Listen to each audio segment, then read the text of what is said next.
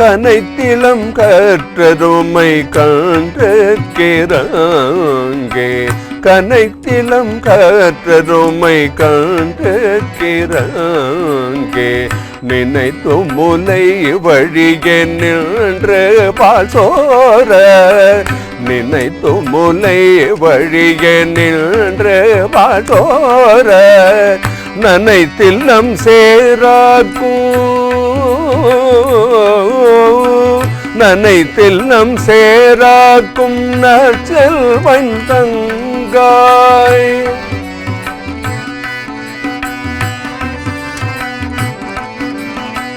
நனைத்தில்லம் சேராக்கும் நற்செல்வன் தங்காய், பனித்தலை வீழனில் வாசற்கடை பற்றி, பனித்தலை வீழனில் வாசற்கடை பற்றி, சினத்தினால் தென்னிலங்கை கோமானே சற்ற, சினத்தினால் தென்னிலங்கை கோமானே சற்ற, மனத்துக்கு நீ யானை பாடவும் நீ வாய் திறவாய், மனத்துக்கு நீ யானை பாடவும் நீ வாய் திறவாய், இனி தான் எழுந்திராய், இனி தான் எழுந்திராயிதன பேருறக்கம்,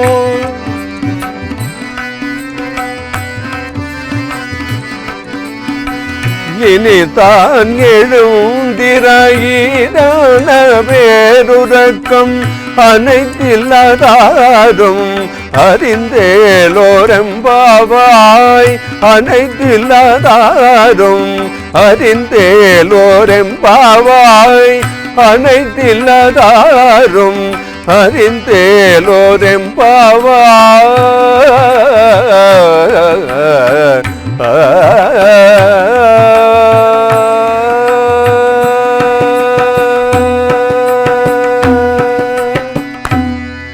திருப்பாவை பாசுரம் எண் 12. கனைத்திளங் கற்றெருமை கன்று கிறங்கி, நினைத்து முலை வழியே நின்று பால் சோர, நனைத்து இல்லம் சேராக்கும் நற்செல்வன் தங்காய், பனித்தலை வீழ நின் வாசற்கடை பற்றி, சினத்தினால் தென்னிலங்கை கோமானை செற்ற, மனத்துக்கினியானை பாடவும் நீ வாய் திறவாய், இனித்தான் எழுந்திராய் இதென்ன பேருறக்கம், அனைத்து இல்லத்தாரும் அறிந்தேலோர் எம்பாவாய்.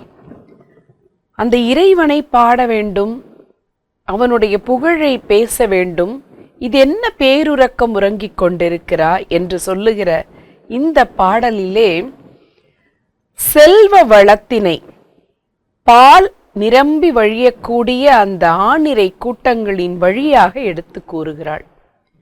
செல்வந்தர்கள் எப்பொழுதும் இன்பத்தையே நாடுவார்கள். நற்செல்வன் தங்கையாகிய நீ மனதுக்கு இனியவனாகிய கண்ணனை பாடவும் செல்வந்தர் இயல்புப்படி உடனே எழுந்து வந்திருக்க வேண்டுமே, நீ ஏன் வரவில்லை என்ற நயத்தை உள்ளடக்கிய பாடல் இது.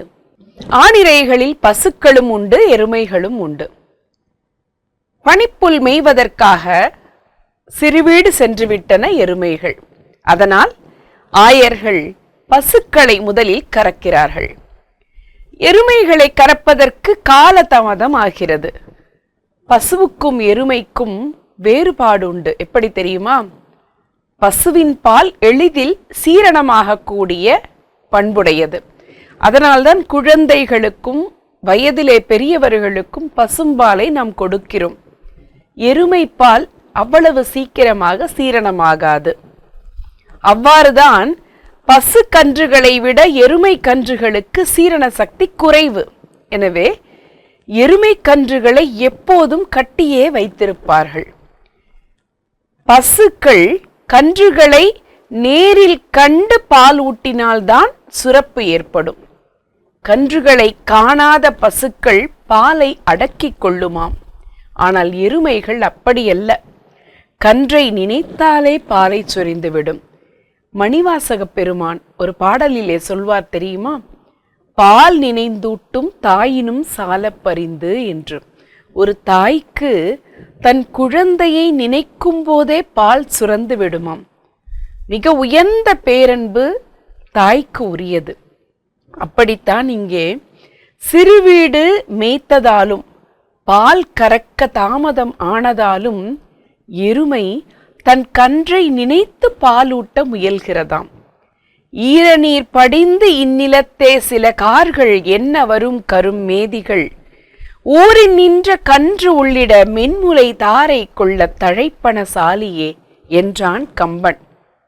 இவற்றையெல்லாம் கருத்திலே கொண்டுதான் நினைத்து என்ற சொல்லை ஆண்டாள் பயன்படுத்துகிறாள். பக்தி யோகத்திலே மூழ்கிவிட்டதால் கரப்பாரின்றி நினைப்பால் பால் பெருகி கொண்டிருக்கிறது. நல்ல செல்வத்தை உடையவன். செல்வத்துள் நல்ல செல்வம் என்றால் என்ன, தீய செல்வம் என்றால் என்ன, அப்படி ஏதும் இருக்கிறதா என்ன? வள்ளுவர் சொல்லுகிறார், பண்பிலான் பெற்ற பெருஞ்செல்வம் நண்பால் கலம் தீமையால் திரிந்தற்று.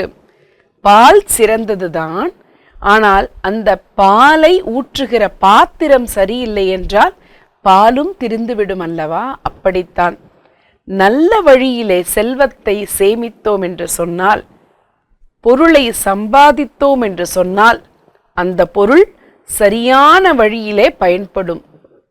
அப்படிப்பட்ட செல்வம்தான் நல்ல செல்வம். அறத்திலே இருந்து மாறுபட்ட செல்வமானது தீய செல்வம். அறத்திலிருந்து மாறாதவனின் தங்கையாகிய நீ அறத்திலிருந்து பிறழலாமா என்ற நயமான பொருளோடு இந்த பாடல் அமைந்திருக்கிறது. இதில் மாறுபாடு இருந்தால் சினம் தோன்றும். பொதுவாக ஒரு பகை, ஒரு மனிதர் மற்றொரு மனிதர் மீது பகை கொள்ளும் போது அங்கே மகிழ்ச்சி இருக்காது, வெறுப்புதான் இருக்கும். வெறுப்பின் பிரதிபலிப்பாக கோபம் அங்கே வெளிப்படும். அதனால்தான் பகை கொண்டிருக்கக்கூடிய இரண்டு பேர் சினம் கொண்டு சண்டையிட்டால் அங்கே அழிவு நேரும். பகை நாட்டை தீயிட்டு கொளுத்துவார்கள். அங்கே இருக்கிற மக்கள் எல்லோரும் அழிவை சந்திப்பார்கள். போருக்கு சினம் முக்கியம். ஆனால் நட்போடு பழகுபவர்களுக்கு, உறவுகளுக்கு, மனித இணக்கம் நிறைய வேண்டிய இடத்திற்கு சினம் தேவையற்றது. குறள் பொல்லென ஆங்கே புறம் வேறார் காலம் பார்த்து உள்வேற்பர் ஒள்ளியவர் என்று சொல்கிறது. ராமன் ராவணனிடம் கொண்டது சினம். ராமன் ராவணனை எதனால் கொன்றான்? வில்லாலா என்று பார்த்தால், வில்லை கொண்டு அழித்தானா என்று யோசித்தோம் என்றால், அவனை பார்த்து வில் கொண்டு அவன் அழிக்கவில்லை, சினம் கொண்டு அழித்தான் என்கிறது கம்பராமாயணம். கோபத்தால் தான் ராமன் ராவணனை அழிக்கிறான். இதனை உணர்த்தவே ஆண்டாளும் சினத்தினாள் என்கிறாள். இலங்கை கோமானை செற்றவன் ராமன். அரசர்கள் பகைவர்களையும் அவர்களுடைய நாட்டையும் அழிப்பது இயல்பு. நந்தி கலம்பகம் இதை எப்படி சொல்கிறது? நந்தி, நின் திருவரு நெடுங்கண் சிவக்குமாகின் செருணர் சேரும் பதிச்சிவக்குமே. நந்தி அரசனே, உன்னுடைய கண்கள் கோபத்தினால் சிவந்தால் பகைவர்களுடைய நாடும் அழிந்து போகுமே என்று அந்த பாடல் பொருள் கூறுகிறது. 10 பாடல்களிலும் இப்படிப்பட்ட அரசர்களுடைய சினத்தினை அறிந்து கொள்ள முடியும். ராவணன் மீது மிகுந்த சினம் கொண்ட ராமன் இலங்கை அரசன் ராவணனை அழித்தானே தவிர இலங்கையை அழிக்கவில்லை. ஏன் அழிக்கவில்லை? இலங்கைக்கு அரசனாக வீடணனுக்கு பட்டம் கட்டியவன் ராமன். அவன் எப்படி இலங்கையை அழிக்க முடியும்? இதனை நன்கு உணர்ந்துதான் கோமானை செற்ற என்று கூறுகிறாள் ஆண்டாள். மனதிற்கு இனியவன் இறைவன், அந்த பரந்தாமன். எப்படி? ராமாவதாரத்திலே கம்பன் சொல்கிறார் இல்லையா? அவன் அழகை கண்ட கம்பன் தோள் கண்டார் தோளே கண்டார். ராமனுடைய தோளை கண்டவர்கள் கண்களை அகற்ற முடியாமல் தோளையே பார்க்கிறார்கள். தொடுகடல் கமலமன்ன தாள் கண்டார் தாளே கண்டார். பாதங்களை பார்ப்பவர்கள் பாதங்களை விட்டு அகலாமல் பாதங்களையே பார்க்கிறார்கள். தடக்கை கண்டாரும் அக்தே, வில்லேந்திய அந்த வீர கைகளை பார்த்தவர்கள் நிலையும் அதே. வாழ்கொண்ட கண்ணார் யாரே வடிவினை முடிய கண்டார். முழு வடிவையும் யார்தான் பார்க்க முடியும் என்று கூறுகிறார். இத்தகைய அழகு கொண்ட ராமன் கண்ணன் முன்பாக எப்படி தெரிகிறான்? 32 அங்கலட்சணமும் ஒருங்கே பெற்றவன் கண்ணன் என்பது தெரியும். ராமன் சீதையின் பொருட்டு பார்க்கடல் கடைந்தான், சேது அணை கட்டினான், துயரப்பட்டான். ஆனால் கண்ணனோ அங்காந்திருக்கும் வாயினில் 6-7 கட்டெரும்பை போட்டு அழவைத்து குறும்பு செய்து ரசிக்கிறான்.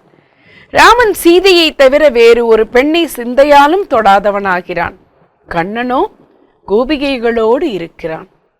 இன்று போய் நாளை வா என்று சொல்லி ராமன் பகைவனின் மனதிற்கும் இனியவனாகிறான். சீமாலிகன் என்று தன் நண்பனையே கொன்று நண்பனுக்கும் இன்னாதவனாகிறான் கண்ணன். எனவே கண்ணன் கண்ணுக்கு இனியவன், ராமனோ மனதிற்கு இனியவன். ஆனாலும் எது மனதிற்கு இன்பத்தை தருகிறதோ அது புலன்களுக்கும் இன்பத்தை தரும் என்றும் நாம் யூகிக்க முடியும். எனவே ராமன் ஐம்புலன்களுக்கும் மனதிற்கும் இனியன் என்று உணர்த்தவேதான் ஆண்டாள் மனதுக்கு இனியான் என்று கூறுகிறாள். ராமனும் கிருஷ்ணனும் எல்லாம் ஒன்றுதானே. அந்த நாராயணனை நோக்கித்தானே இவர்கள் பாவை நோன்பு நோற்று கொண்டிருக்கிறார்கள்.